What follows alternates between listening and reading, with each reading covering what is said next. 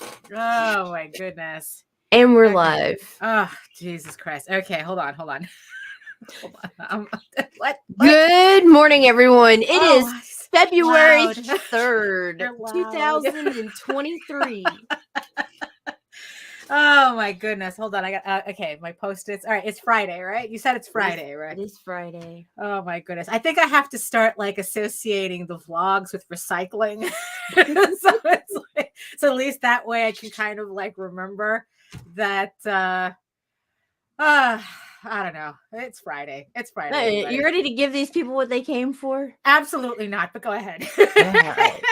The views and opinions expressed within the video content found on the Indie Comics Network are those of the speakers and do not necessarily reflect the views or positions of the Indie Comics Network or its sponsors.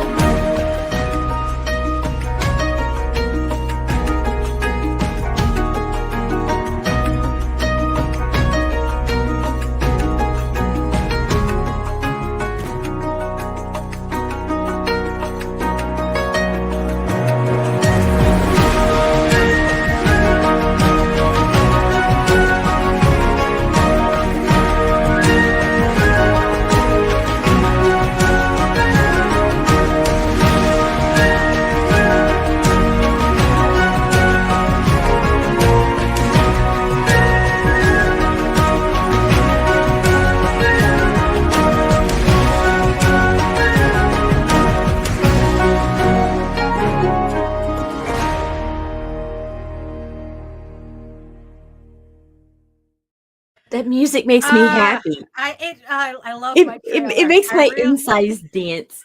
I love my trailer. I'm very easily amused by myself. Good morning, Daphne. Good morning, Nita. So before we start, do we have any public service announcements? I am extremely high, so bear with me. 1/4, Nita. 1/4. Not 4.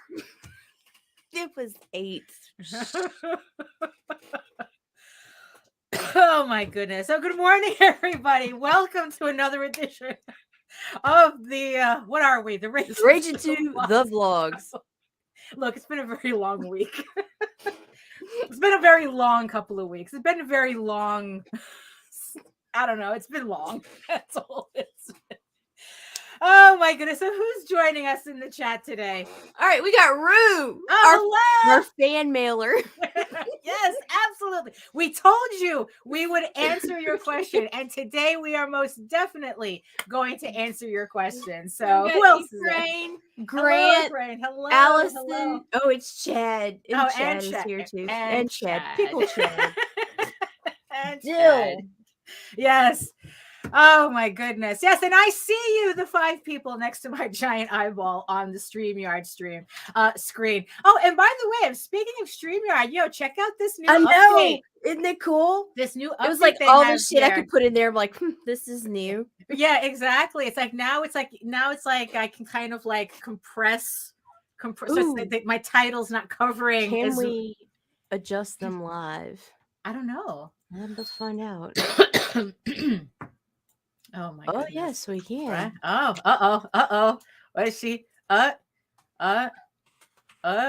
What's Nita doing? Oh yeah, there you go. There we go. There goes our monetization out the window. If we had monetization to go out the window, because oh my goodness. So welcome everybody to another to this very well-earned Friday, I guess you can say. I might as well just get introductions because I don't know. It's like I said, it's been a long everything for me, and it's like I'm still trying to get my thoughts together. But hello, everyone. My name is Daphne Lage, and I'm a cartoonist, illustrator, and comic book artist from New York. I have been self-publishing since 1992, and I am known for the furry fantasy adventure Tall Tales, with Tall Tales: The Peacekeepers currently on Kickstarter and now in its final 2 weeks. Boy, when you say it like that, so it's like, yes, 2 weeks left for Tall Tales: The Peacekeepers trade paperback on Kickstarter. Collects the 3-issue miniseries in one lovely remastered trade to match all the previous volumes that we've been releasing so far. So make sure that you head on over. Link is in the show notes below. Oh, and by the way, we are about $103 away from breaking 3,000. So don't wait. Just because you have 2 weeks left doesn't mean that you get to take as long as you want to pledge if you want this book. So again, links are in the show notes below. And I am also known for my medieval fantasy soap opera drama, Eagle Raven, Heir of the First Unicorn, coming soon to Kickstarter. This will be released late spring 2023, and issue 6 already. I still can't believe, I don't know how many times I can say that, but every time I say that, I'm always surprising myself. Holy crap, we are on issue 6 already. So keep an eye out for that as well. And before I forget, our very own JD Calderon, who is also the writer of Tall Tales, is in his last, his last few days on Kickstarter with the Oswald Chronicles. The new miniseries On the Wings of Deirdre. It's all 3 issues available in one campaign. So you get to read the entire story in one shot. So again, links in the show notes below. Yes, and in the meantime, you can read both my comics online at Tall Tales, TAILS online.com, and egoworks.com, EGOWORKS, right here. Yes, which both Tall Tales and Eagle Raven uploading daily. So you can read both these comics online for free right now as we speak. And also you can check out all my videos on how I make my comics here on YouTube at my channel at Daphne Lage, Lage Art, which also simulcasts through the Indie Comics Network. And to tell you more about it, here is Ziggy Stardust herself. No, Lage. Oh my gosh. My name is Nita Lanning, and I'm a writer, vlogger, blogger from Southeast Louisiana, and I'm the executive producer of the Indie Comics Network and Indie Comics Network After Dark. And also tune in this afternoon. We've got Arting with the Alley Cat at 3 p.m. and tomorrow morning at 10 a.m. Join us for Sketchy Saturday. Mike Jimmy is also doing a 24-hour. Oh yeah, that's right. That's right. The 24-hour comic challenge. Yeah. Unfortunately, one of the artists and writers, a family member, passed away. Oh no! And so they were going to cancel it first, but now it's just going to be 2 of them doing it instead. So the challenge is really interesting. Yes, the challenge intensifies. Yeah, exactly. Yeah, and that starts at 2 a.m. I believe. Ooh, our time. Wow. Okay, and we're going to be simulcasting the entire thing. So there you go. So 24 hours worth of crazy comics production. You get to see what, for everybody who complains that that comics don't get done fast enough. This is your opportunity to see what it takes to make an entire comic in 24 hours, and what you get for that. So be careful what you wish for,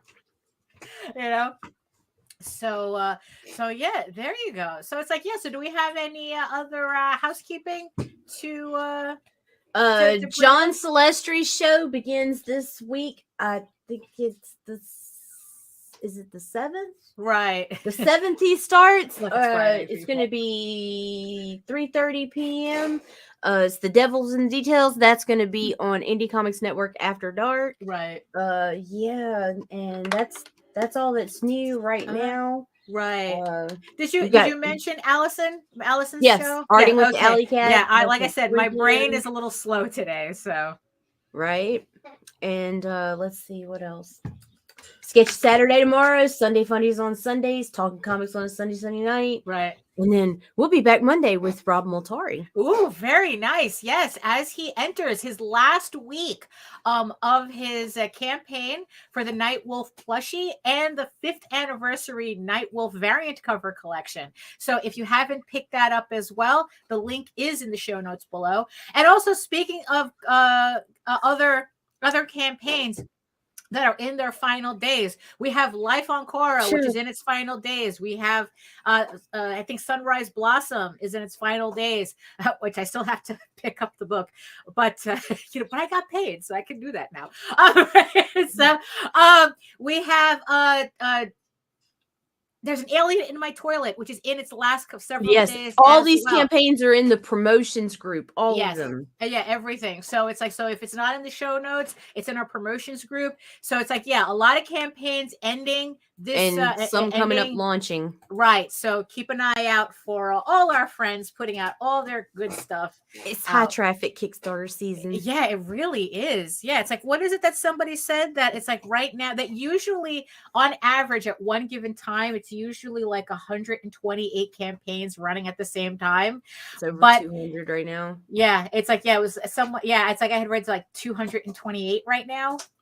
228 campaigns running simultaneously right now. So I know it's the most madness I've ever seen. Yeah, really, but I think it's because, people, it's like, okay, so it's like we're a couple of weeks, after New Year's. So everybody kind of got, it's like, okay, all right, the holidays are over. Let's get this party started, and then it's like, I think that's what it is. So everyone's kind of like grouping together to get the year started. And then as the months go on, it usually balances out. So probably it's like, it's going to be, so right now it's going to be, you're competing with 228 campaigns, but I think as the year goes on, it levels out to like 100 and something. So I don't know the exact numbers, but we don't do math. No, we do not do math here. We do not do math. It's painful. And when we try, oh my God, we get mad and people talk shit, but hey, that's kind of like the, that's just how it rolls, right? That's how it rolls. Oh my goodness. So, wow. It's like, so like I said, it's been a very long week. I finally cleared off my to-do list. Finally, the last piece of my to-do list that I was supposed to have done back in December. Finally, I was able to officially cross it off. I just have to bail out the original and send the link to the high res. Actually, to 2 people, I have to do that for. There's but I'm not gonna mention any of anything just yet about the second piece that just got the okay this morning. So I'm really happy with that. So my to-do list is completely clear. So now I get to start all over again. So now I get to start really focusing on the list that I created for 2023. And I've, and it's like, and the first thing that I've been like really chugging through is coloring. Well, is shading Eagle Raven issue 6 to get that done before the Peacekeepers campaign is completed. But so I am just really glad to have all that cleared out. And you know what the worst part about it? One of them was a commission that I was like really procrastinating on because it was kind of like an elaborate piece. And the procrastination took longer than me actually finishing it. I was just like, it's those moments where I just want to kick myself, it's like, oh, I really could have had this done 2 weeks ago, but I was just like, I was intimidated by all my own detail in it. And then it's like, I did the shading, I did the highlights, I did everything. And then it's like, oh shit, I have to flat it. And And yeah, and it's like, so that's what I completely worked on yesterday. And yeah, it wasn't as bad as I thought it would be. And yeah, it's like, yeah, the procrastination took longer than finishing the actual piece. And it was just like I said, I could have just kicked myself, but that's just something that happens. Yeah. That's just something that just ends up happening. It's like, it's kind of like I just end up, it's not necessarily kind of like a block as well. Yeah, actually it is kind of like a block, but there just comes a point where it's like, okay, come on, you got it. You got to push through this. Just do it and just finish it. And that's what happened. And I can't show this to anybody. So it's trust me, it's a really, really nice piece. I actually impressed myself with it, but I can't show it to anybody. Meanwhile, yeah, no, not even Nita. No, this was a private commission, and it's going to stay, private like that. But however, the other piece that I completely blew through, like I got this piece, and once I started on it, it was like a runaway train. Like this one, I don't know, it's just like it's like, okay, this is like I have to. There's just like I have to work on this piece. It's just like, I don't know. It was just like, I'm not saying the other piece wasn't fun to do either, but it's just that there's just some certain pieces that are just like, it gets the fire burning more fun, hotter more fun than the others. Yeah, but not to say that neither of them were fun or hot, but hey. So I finally got the okay on this piece as well. So keep an eye out for that. Yes. So the people who commissioned this piece for me, they will have an official announcement coming soon. So keep an eye out for that. And we'll be sharing it. Yeah, exactly. I mean, yeah, it came out really good. I was really impressed. Love it. I love it when I impress myself. I love it when I impress myself. It sounds dumb, but the thing is, though, it's like it's those little, when things just kind of like when artwork or certain things kind of like come together correctly, and and and it's just like, oh yeah, I'm definitely on the right. This is why I do this. This is, it's like it's that satisfaction of a job well done, and it's like, yes, this is why I do this. And it's like, and I always, and again, it's like, that's kind of like those moments that I chase, that high that I chase, because it's certainly, it's thank you. It's certainly a lot more fun than struggling with, I don't know, watching Netflix or something. I don't know. It's like what is it? I was you told me yesterday. Yeah, look, dude, we don't have to watch anything anymore, Daphne. We can work extra now. Now we can listen to ElfQuest. Oh yes.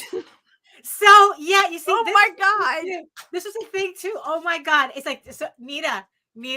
I swear to God, I never knew I wanted an Eager Raven audio drama until yesterday. I never knew I wanted that until yesterday. Forget the movie, forget the Netflix specials, forget, No, I wanted a friggin' audio movie. Holy moly. So a couple of months ago, Richard and Wendy Peeney of ElfQuest fame put out a Kickstarter for an ElfQuest radio drama. And I guess they had gotten the team together and whatnot. They just needed to raise the funds for it. And they did, and it was for an audio drama of the first volume of ElfQuest, a whole Fire and Flight. I just shared the link on my Facebook page if anybody's interested. The link to the podcast. Yeah. And the thing is, so I saw it, I was watching the campaign. They had a lot of cool stuff on it, whatever. They had a cast of, it felt like a cast of thousands on this thing. I mean, like every major voice actor that you could think of, was on this, associated with the project or whatnot. Yeah, they got Cree Summer. It's like impressive as fuck. Cree Summer is the main narrator. And it's like they raised $220,000 to get this done. And the cool thing about it is that it's available for free. It's on, the only with thing commercials. Is that there are commercials. Oh man, that's the difference. If I had wanted this, to be, if I had wanted this commercial free, I should have supported the campaign, but here's the thing though. I obviously had significantly less faith in this than they did. Because the only reason I didn't support the campaign was because I go, oh, an audio drama and this, that, and so this. cringy, right? It's going to be cringy as shit. It's going to be like, it's going to be hokey. It's like, am I really going to enjoy this or blah, blah, blah. So I've been putting off listening to this. So they had finished this months ago, and they sent the finished. I don't know whether they were like doing it, because this thing came out honestly from when the campaign ended to when I saw like people actually they did listening parties and everything. It was really quick. I mean, an entire audio production, was, I think, done a lot faster than a lot of comics, than a lot of 32-page comics, to tell you the truth, or even 21-page comics. I mean, really, it's like, I thought maybe this thing would be like, oh, you're going to have to wait like 2 years or something. No, it came out actually. Oh, fast. God, yes. Mm-hmm. It was a foundational book for me. This and ElfQuest and Rocket Raccoon. It's like, if it wasn't for those two books, I don't know if I would have ever gotten into this. I don't know what I would be doing now if it wasn't for those two books, but yeah, we're talking like foundation, like so foundational that you can still see influences of it in my work to this day.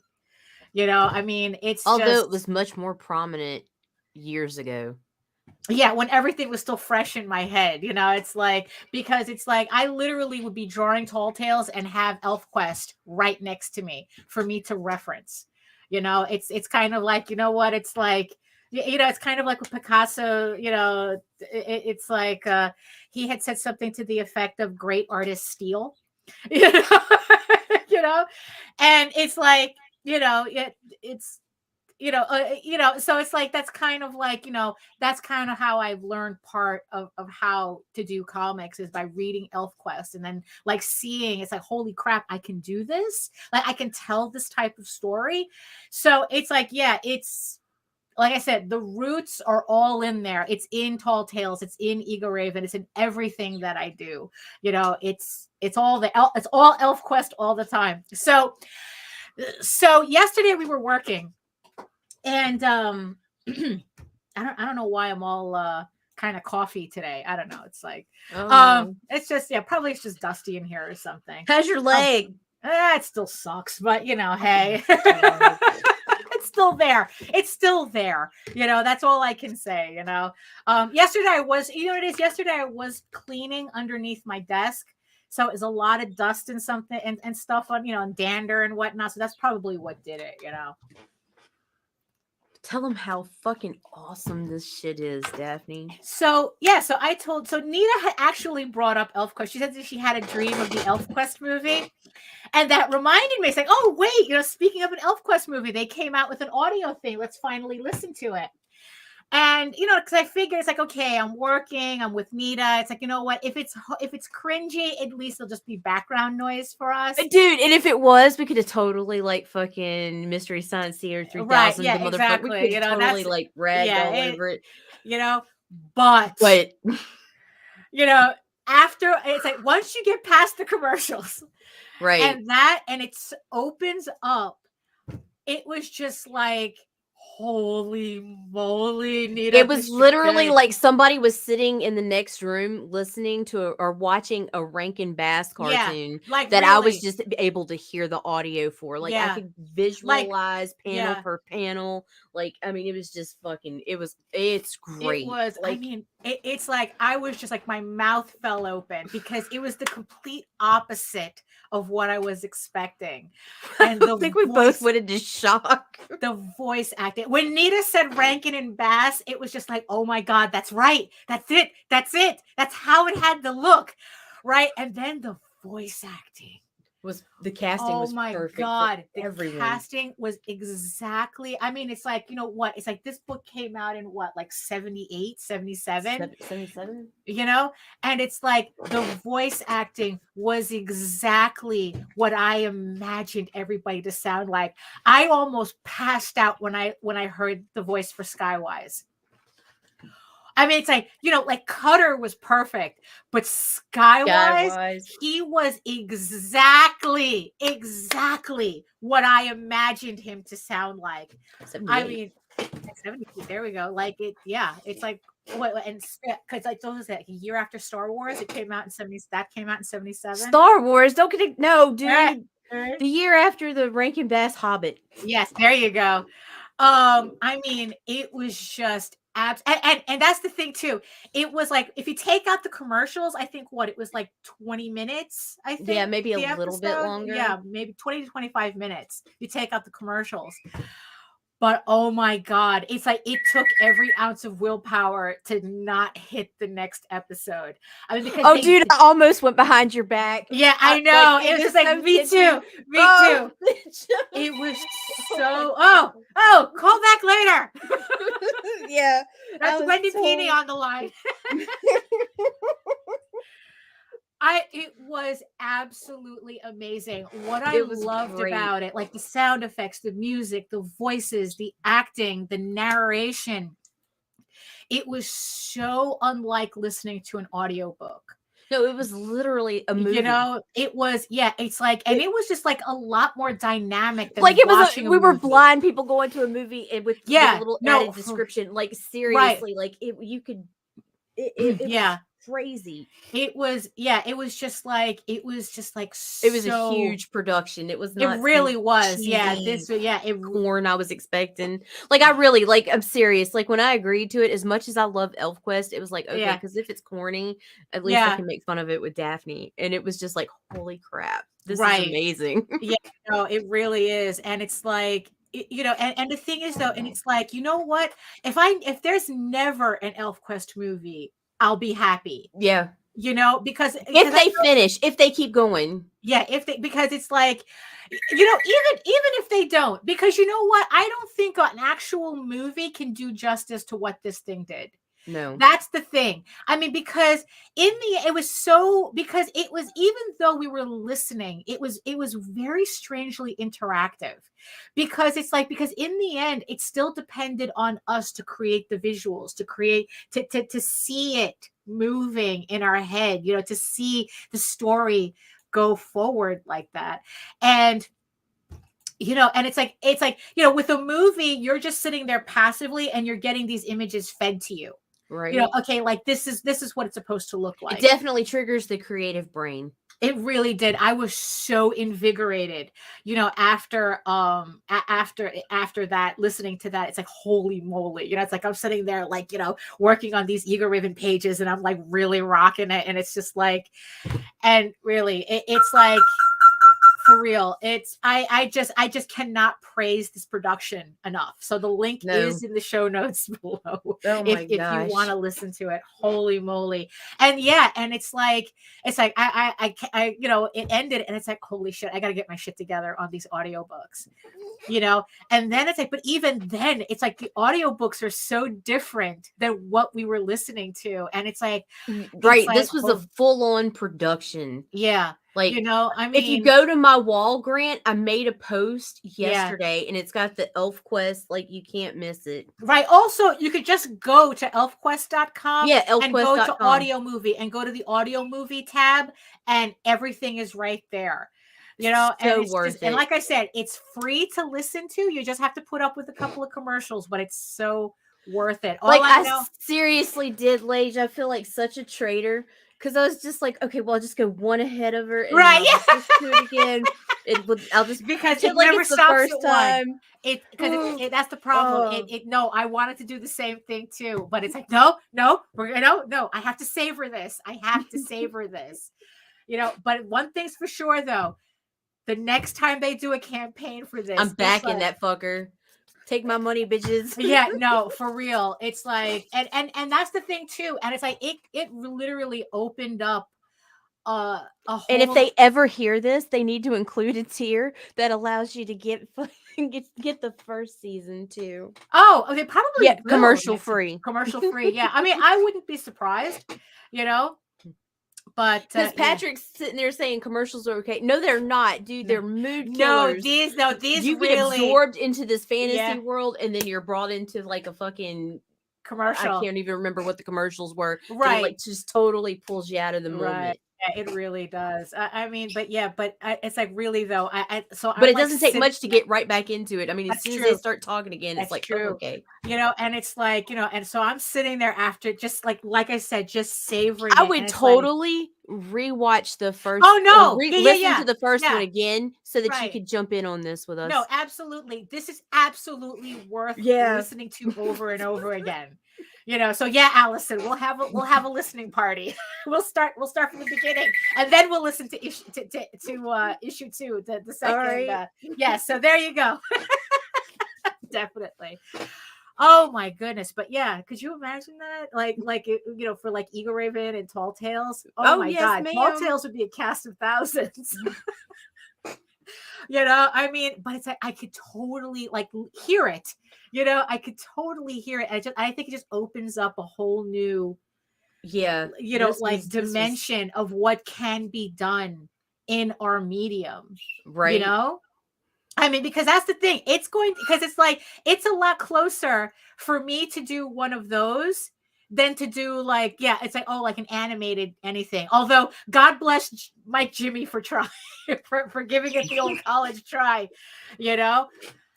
I mean, really, it's like, because I'm like going audio, I can do that, but really though, it's just a lot of fun. It was a lot of fun listening to it. And like I said, I had a dream about it last night. Oh yeah. No, it's true. It's true. I mean, it's like, you got to remember, it's like, that's why they're called soap operas, because they were used to sell soap. They were because they were mostly sponsored by soap companies. All those dramas. But no, it really, like, I would definitely back it in hopes of like being able to get them all commercial free, because it really, like, if for some reason I've done books with fucking ads on Audible and stuff, and it just didn't bother me as bad. This bugged the crap out of me when it would cut. It would be like, having that entire like First Quest story, and it's like you're just listening to it back to back on like some kind of crazy ass road trip. It's like so good. Oh my goodness. So highly recommend. 5, 6 stars, 10 stars, 1 billion stars, thumbs up, all the thumbs, all the AI thumbs. Exactly. Oh, did you see the ASL poster that the AI did?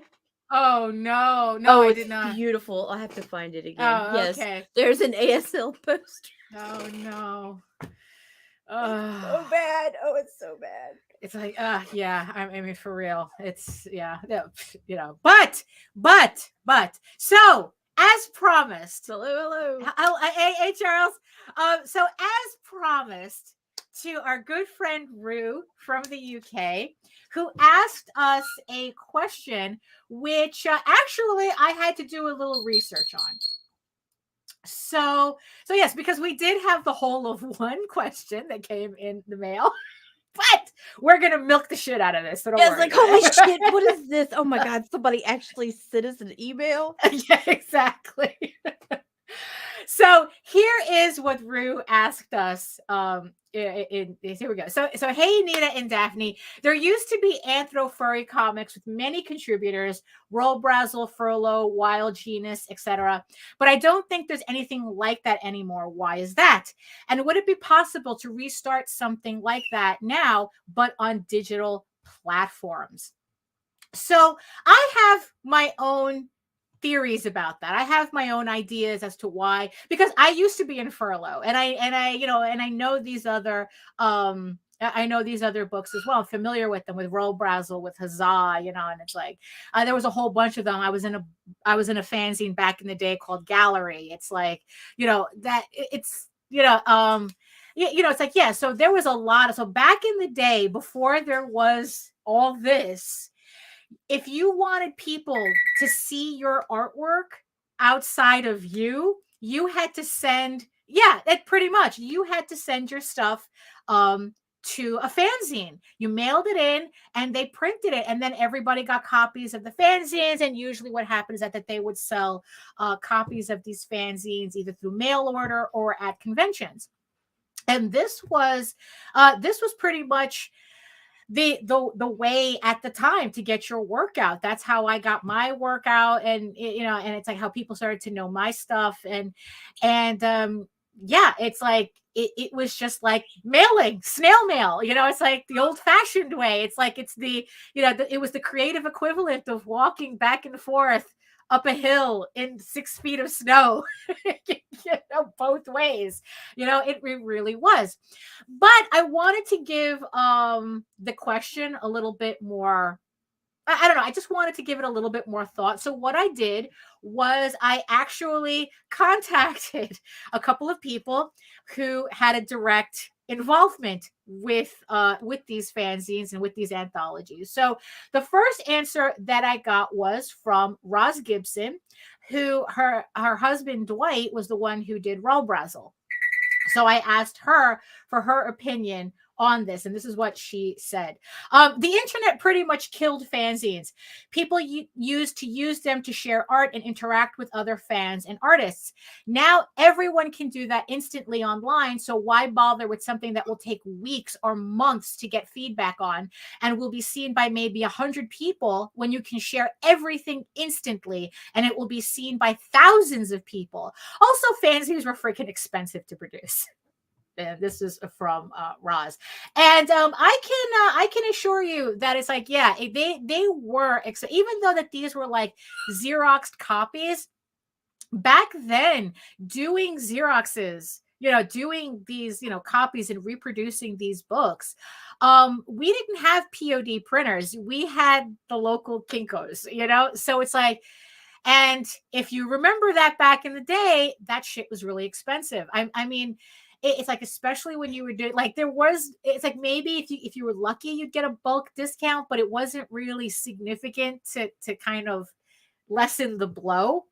So, because I was just talking about that on my stream the other day, where it's like, we remember when the first color copiers came out. It's like, if you want to do the math on that, and we remember when our local copy shop had got their first color copier, and it was like magic. But the thing is, though, it's like, if you were to see the quality of this shit, it really was shit, but it was in color. I mean, I remember it being like doing my paying for my first color copy of an 11 by 17, and it was like $10 or something just to get this one copy, this one Xerox copy. And the color was like, well, and the image was pixelated. I mean, that's the thing. That was the funniest thing. It was pixelated, but man, were we so happy to have that ability, and I remember hanging up this piece, in my room, for the longest time, because it was in color. I didn't have to hang up my originals. It's like, and oh yeah, you see, and that's the thing, because like these you see, we're little, the ash cans were smaller, like the folded 8.5 by 11. I mean, those weren't as expensive to make. With these fanzines, usually they were 8.5 by 11, and they were thick. Like they usually were around like 100, 200 pages. I know Gallery was around like 200 pages, and then it's like, it was this whole thing about how, and then it's like you had that whole cottage industry going in your house, where you had the oversized staples. And then it's like with Gallery, he would actually cover the edges with tape, masking tape. So it would kind of like fake a bound look, which we did that with our own books for a while back in the day too, I mean, it was just like, yeah, it was like, it's literally a whole production to get a fanzine out. And then it's like, never mind having to mail it to everybody, and that's the thing. You only got one copy. You did not get comps. If your artwork was in a fanzine, you got the one copy and you liked it, you know. And then, you know, you were lucky if you could buy more at full price, you know, and usually it was like 10, 15, $20, depending on the book, you know, or sometimes these fanzines were only available to the people in the circle. So it's like, you know, so it was only available. So all the artists that were in the book were the only people who got the fanzine. And unless somebody had extras, or like the main people who are making the fanzines made extras to sell, or if someone from the circle decided to sell their copy, you didn't see what these like fanzines. Some fanzines at the time almost took on a mythical status because they were so hard to get and people were collecting them or trying to collect Still them. trying to. So yeah, that's pretty much what they were. There was one fanzine that I was for in. furries. Yeah, no, exactly. There was one there was one fanzine that I was in, a collected book. Some of you, you know, gray muzzles out there might remember this, the Journal of Anthropomorphics. The person who was running that actually got those into bookstores, you know, for a little while. So, and that's exactly what it was. It was a previews for artists. So it's like if you were looking for an artist and you wanted to see what the type of work that they could do, this was kind of like a catalog. It had all our contact information and everything in there. So yeah, so there was that one. I don't think it lasted. It lasted longer than 2 volumes though. So it's like two issues, but they were thick issues though, and he was able to get them into bookstores and into, I think some comic book shops carried them as well. So it really depended on who you were, you know, who was accepting your artwork. But yeah, but like Jake said, like Roz Gibson said, the internet happened, you know, and that kind of like, yeah, took the wind out of it because if you can get, you know, accolades or whatever feedback instantaneously, you don't need to wait a couple of months to get printed in a fanzine, you know. So the other person that I decided to contact was Ellen Winkler, originally from Antarctic Press, and then she separated to go do her own comic book publishing company with Radio Comics. And so she was responsible for books for anthologies, furry anthologies like Furlough, like Genus. I think they did one called Wild. That was more of a Joe Rosales project. There was like a couple of other things too. A couple of other books too. You know, and you know, and it's like, yeah, you know, and it's like you know, yeah, it's like if you go to a furry convention, if you're lucky, you'll find yeah, you can find these fanzines. Sometimes you can find these back issues of fanzines at Rabbit Valley. I recommend Second Ed. You can it's like we sell our stuff to him all the time, and I know that he likes Always check eBay first though, because I found some really good ones on eBay. Right, there you go. So yeah, so you can check eBay as well. So like I said, so I contacted Ellen Winkler. It's like, okay, so here was a comic book publisher making an anthology. So why did she stop, or why did she stop, or you know, just stop producing them? So this is her answer, and it's kind of a little long one, but you know, why not? So I think it's money and time really for us. Diamond doubled the minimum purchase order amount. They did this to all publishers at the time. In 2008 and 2009, when the economy tanked, so we had to reformat to higher priced books, which were more costly to produce. So we had to do them more infrequently. Radio Comics was doing all right since a lot of our sales were direct to consumer.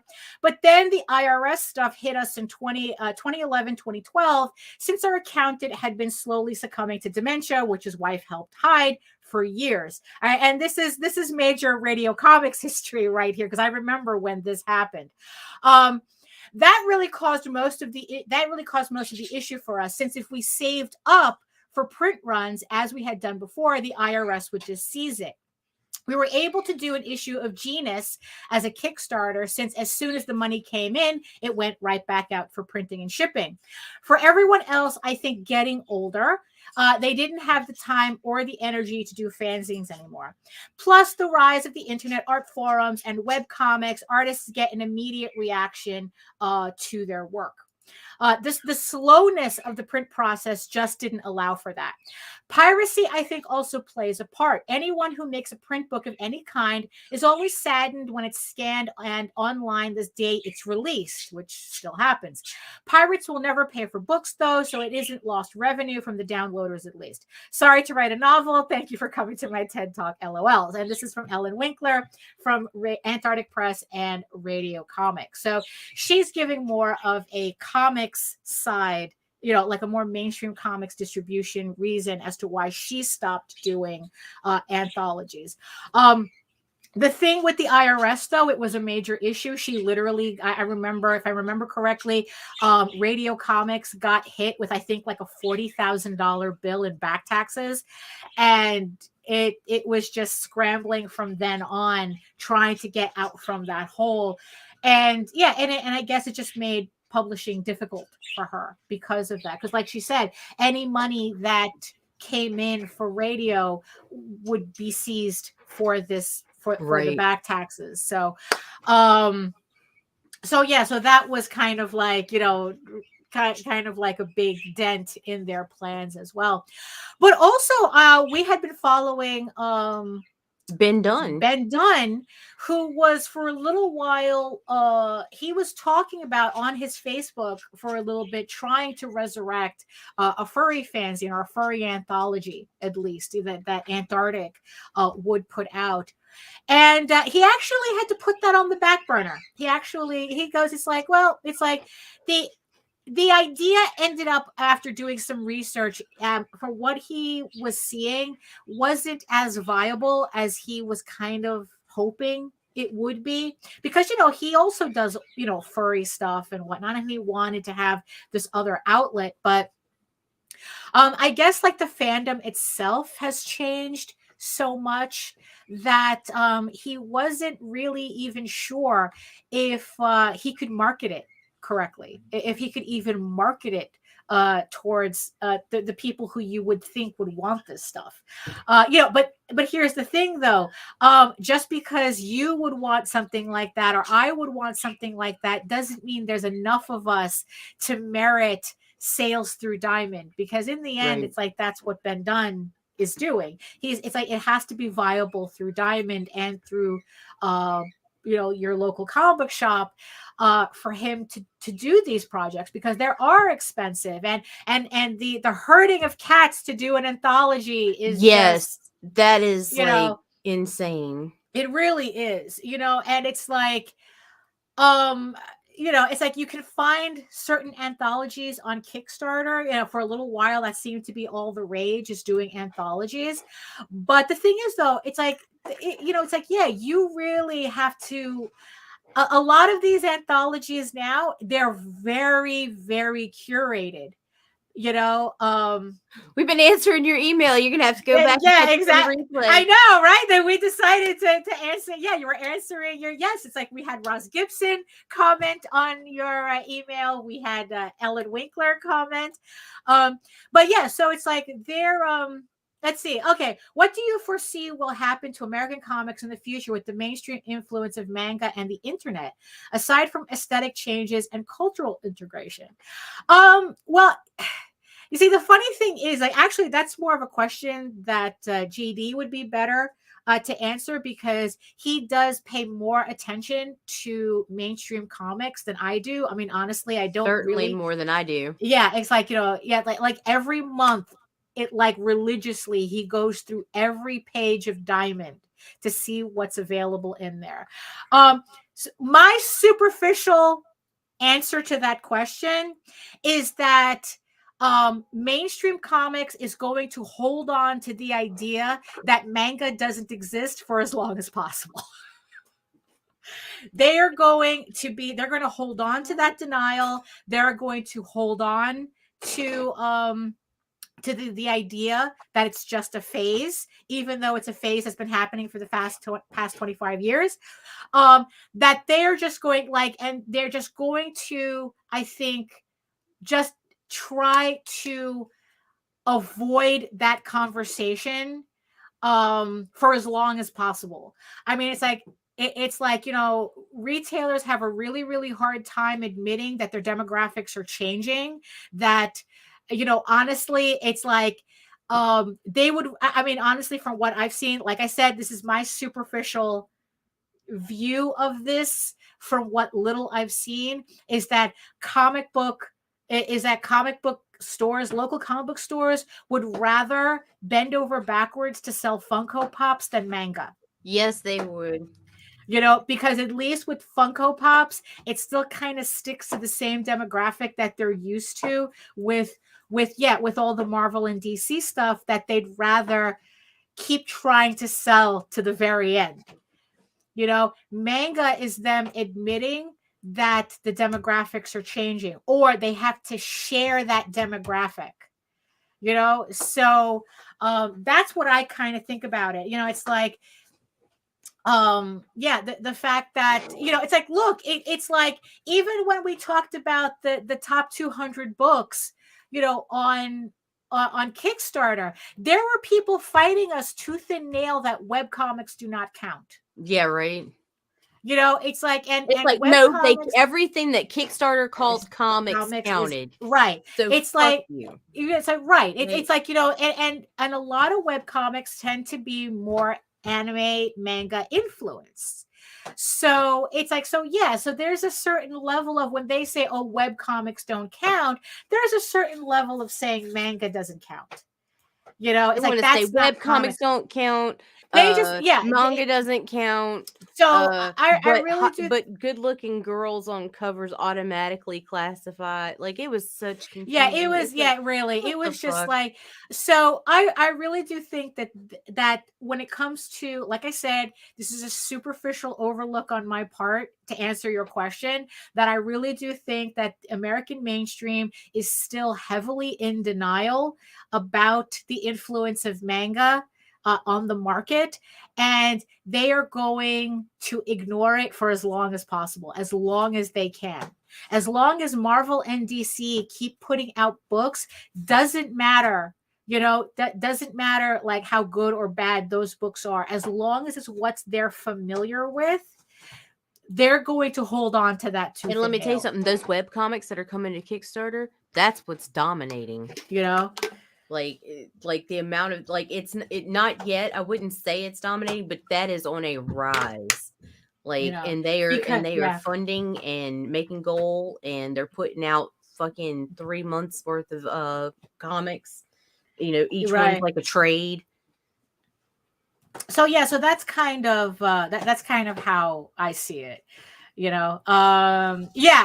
like, no, I will pass that question on to him. Actually, it's like, what? It's like he could, I think that'll be a good question for his Sunday show, to ask the panel, because, that's how I see it, you would think, but, that's, it's like, is there also a little bit of sexism in that? Absolutely.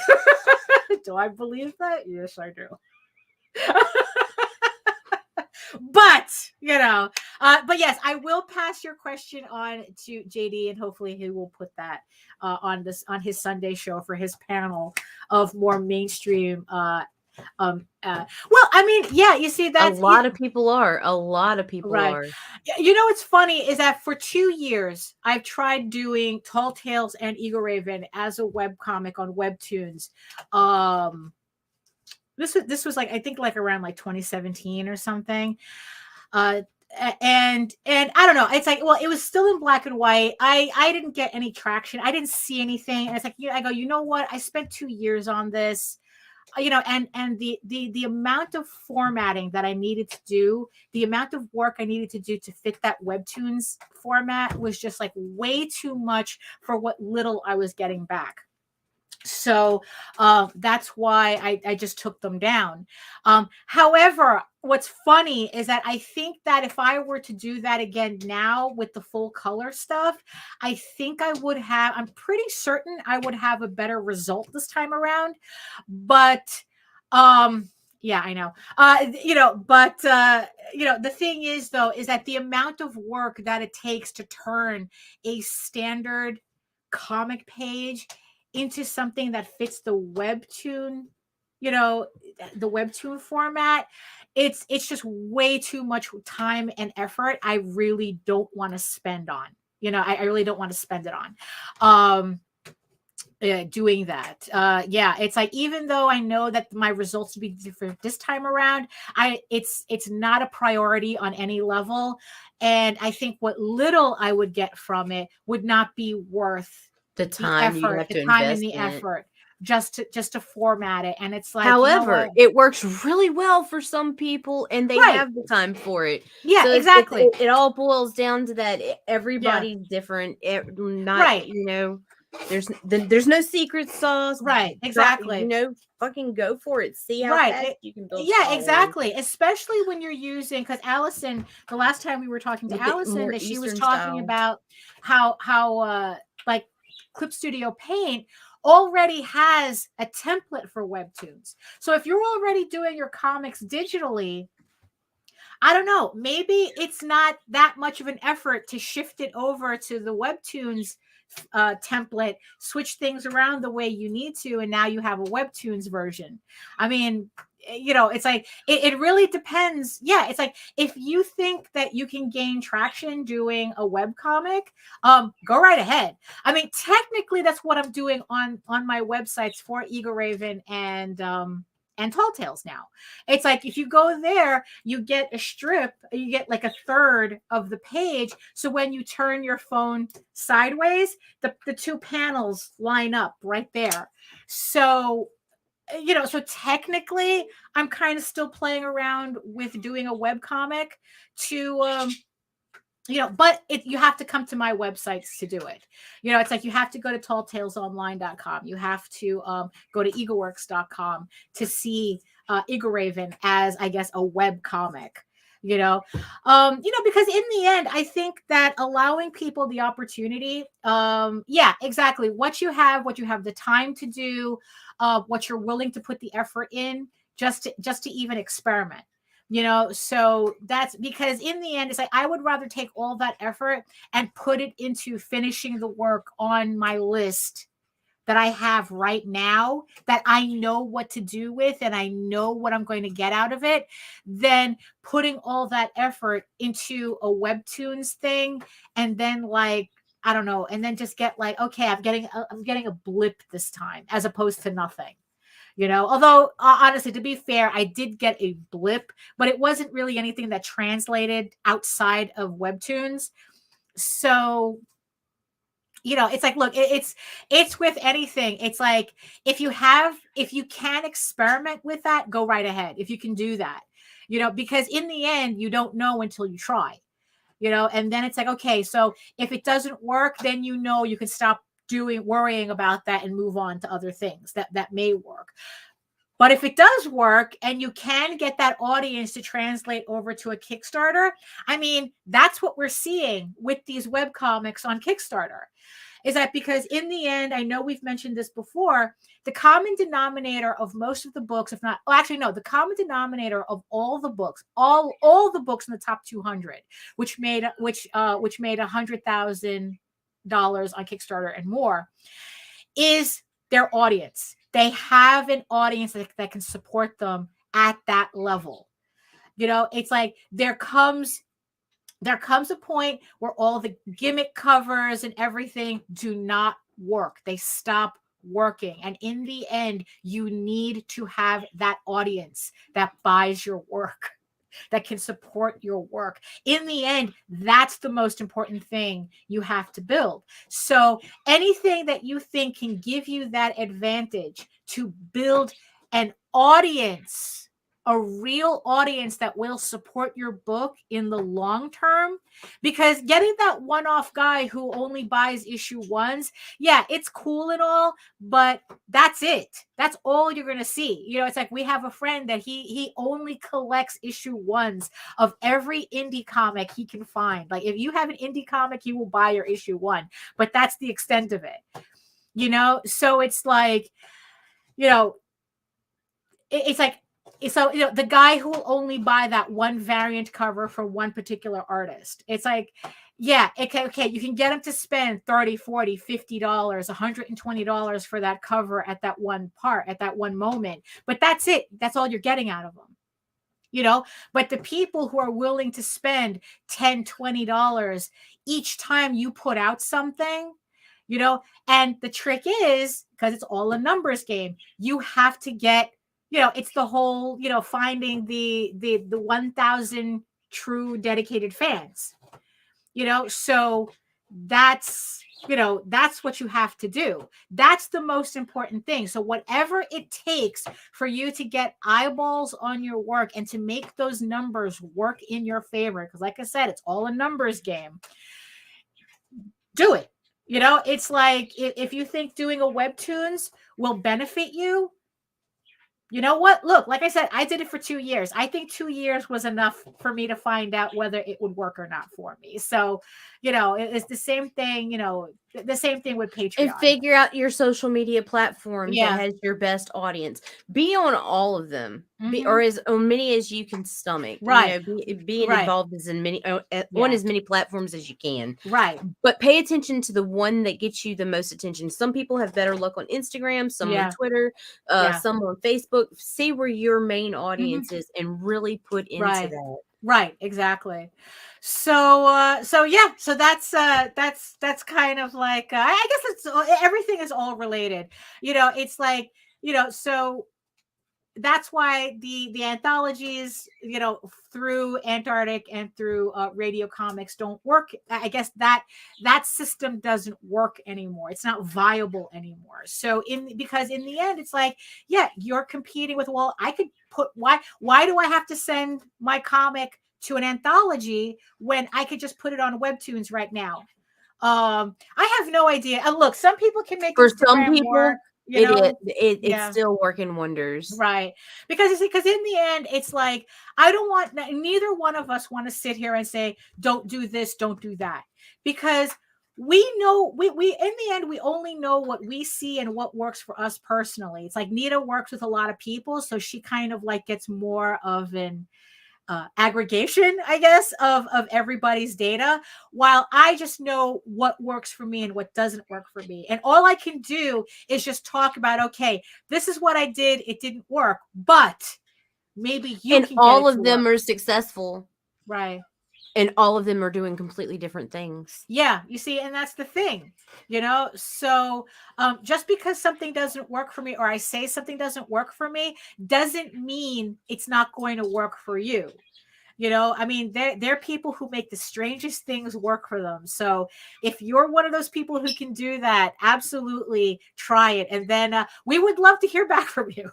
We would love to, you We know, made sure we told people. yeah, we would love to find out if something that we said either worked for you or didn't work for you. Yes, You for know, science. Always yeah, for inform science. us. It's always for science. And because you know what? Remember, so we're sharing this information out for everybody. You know, it's like, you know, it's like 100 people, you know, listening to the same thing, listening to everybody, but maybe only one or two of you are actually going to act on anything. Right. So it's like, you know, or all 100 of you may act on it, but get 100 different results. You know, so it's, you know, so yeah, so it's like, you know, we share because we care. You know, so I hope that answers your question, Rue, about fanzines. You know, oh, is audience building tied more to the creator than what they're creating? In the beginning, I think so. I think so too. I think In that that if early you can, growth. yeah, if you can develop. not a character for yourself, but just kind of like build your more physical presence to connect yourself to your artwork, then I think that there's a connection to that, especially now when we're talking about the internet and we're talking about, videos, and people are on YouTube and, and whatnot. People are going to see you first. So it's like, and especially in this medium where it's not like it's not like a convention where they can kind of like see your artwork and you at the same time. It's kind of like, no, your personality is going to come out first. Right. So whatever personality and mind you, look, I get people say, it's like, oh, you're a natural at this. It's like, no, this is practice. This is practice, because You're so if you good look at at it, my Lane. disasters of early videos, and mind you, I was using scripts a lot because I just couldn't get to a point where I could talk without ums and ahhing all day. I mean, granted, I still do that now, but I think it's like, I think It's I part of care your less charm. now. I care less now about it. But this is practice. This is practice. So it's like, you just have to kind of like push through it and just keep doing videos and really try to like, remember, you're in comics, you're a storyteller. Whether you're an artist, you're a writer, or it's like the idea guy, either way, you're a storyteller. So when somebody comes to your site, when somebody comes to your video, what story are you telling them? Right. That's the thing that you really have to think about. And does your story make me care about this artwork that you're doing, this comic that you're doing? It's like, whatever it is that you're putting together, does your story make me care? So yeah, I think in the beginning, in the beginning, there has to be that connection, that kind of like physical connection. But that continual growth after it has content. to be, it's then it translates to your book. Yep. Then it's creation. I mean, and then it's like, it's the book that's going to like, it's like because here's the thing, I guess this is kind of like the magic formula. If people really like you and they really like your book, you got them. Yep. I really do think that has a lot to do with it. It's like, if people because maybe you can work with one or the other. Yeah, because if people don't like you and you have a meh book, you're gonna fail. Right. And if you're an asshole and you have an outstanding book, that's only going to last for a while. Yeah, that'll last for a little bit. Right. Maybe that'll be able to, maybe people will be able to do the whole, oh, it's the artist, it's the art, not the artist. Right. I mean, but you better be fucking Barry Windsor Smith if you're going to be like that. It's like, Jose was listening to this thing by Rob Liefeld talking about Barry Windsor Smith, and the shit's hysterical because pretty much everybody that we've ever met and spoke to, even with with Jose on his show, everybody that he talks to who's ever met Barry Windsor Smith all say the same thing, that he's a fucking asshole, but he's talented as fuck. So we can kind of overlook that. But that's the thing, though. Your artwork, if you're the type, it's like, if you think that, I'm going to be the hot take guy and I'm going to be the dick, who like, messes those with are everybody, already played out, and only one out of 100 of them even gets any attention. Anyway. You better be drawing like Bernie Wrightson level in order for that shitty attitude to overcome. For the artwork, really, it's like you have to be fucking, Bernie Wrightson, if you want to play that game, but trust me though, I mean, Jesus Christ, it's a lot nicer, it's a lot easier to be more outgoing and friendlier and not being a dick to people and gathering an audience that way. Trust me. You know what? If I can guarantee something, I can at least guarantee that. So leave the hot takes at home, and yeah, and it's like, yeah. So personality, yes, personality, and then whatever book you're doing. But there comes a point where if they like your book too, then it's like, oh snap, you're a nice person and your book is slamming. And that's what the top 200 Kickstarters have taught me. Maths. That, and don't be an asshole. So so I think that's right. There we go. I agree, Jake. That's hashtag. There we go. I agree. Get us out of here, Daphne. Yeah, really. It's like, so I want to thank everybody in the chat for just keeping it lively, keeping it real here today on this. But I don't know. Maybe should ask. Well, we'll find out, right? Yeah. It's like I said, I think it's just easier to just don't be a dick. It's really that easy. It really is. Actually, no, it's hard. It's easy, but it's not simple. Let me put it to you that way. Thank God you changed your choice of words because I was going to rag you so bad. Right. It's like, it is hard, huh, Daphne? Yeah. But, hey, no, it's easy to be a dick, Now, the other thing, that's a House of Bob conversation. on the end of the month, with special guest Jake Twister on our anti-Valentine's Day special. So keep an eye out for that. Valentine's Day special. Yes. Oh my gosh. So yes, and thank you to the 11 people. I saw that you were at 15 at one point, and now you're 11 because everybody knows at the end of the show. So that's fine too. We all got shit to quitters. So thank you so much for watching. So Nita, you have any last? Yes, I do. Remember, tune in 3 p.m. Arting with the Alley Cat. Allison's going to be arting for you guys. Let's see, tomorrow morning, 10 a.m., Sketchy Saturday, followed by Sunday Funnies and Talking Comics on a Sunday. And we'll be back Monday with Rob Multari. There you go. Yeah. And for me, if you want to learn more about me and my artwork, my comics, and all of the other nonsense that I'm into, you can head over to my main portfolio site at egoworks.com, which is right here. It's right here at egoworks.com, where you can find links to all of my galleries and social media sites. But I do post mostly to Facebook. If you're into seeing sketches and work in progress and some sneak peeks of future projects. And always, you can watch all my videos and all my live streams and all my replays on my YouTube channel at Daphne Lage Art. That's Lage, which simulcasts through the Indie Comics Network. So make sure that you like, subscribe, hit the thumbs, hit the ups and downs because the algorithm doesn't care. Hit the notification bell so that you get notified whenever any of our shows go live. And again, you can read Ego Raven, Heir of the First Unicorn for free daily on the website at egoworks.com.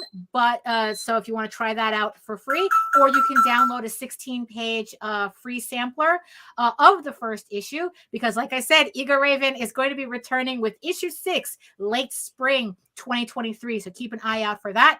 But if you prefer your fantasy to be more of a furry Lord of the Rings adventure, you can follow the link over to Tall Tales, TAILS online.com, and read the first 20 issues of Tall Tales for free and the brand new uploads of the new Tears of the Mother continuing story of Tall Tales. So brand new Tall Tales artwork for those of you who haven't seen it in a while. Excuse me. So it's like it continues directly where those first 20 issues left off. So you can check that daily, Monday through Friday on the website. So again, thank you again for being here. We will meet you. We'll all meet back here on Monday at 11 a.m. And in the words of the ancients, eat your food, moisturize, mind your business, and do the work. Because when you actually do the work, you never have to fake any of your accomplishments. Thank you so much again, and we'll see you later. Peace. I made it. Woo!